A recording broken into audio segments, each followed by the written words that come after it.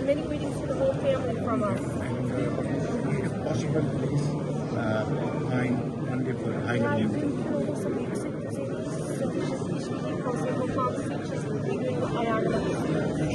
And I brought mangoes.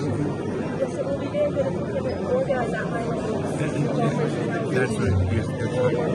And I brought some mangoes for you. It's in the blood. Tamam, çocuklar mango geldi. Eve yollamışlar. Thank you.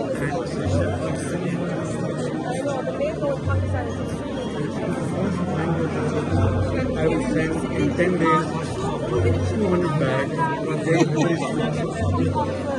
Çok teşekkür ederim. Sağ olun. Half for you, half for my brother. Oh, thank you. My wife will bring me. Yasak olur.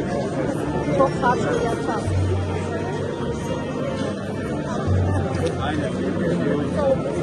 This time it's not very sweet. Okay.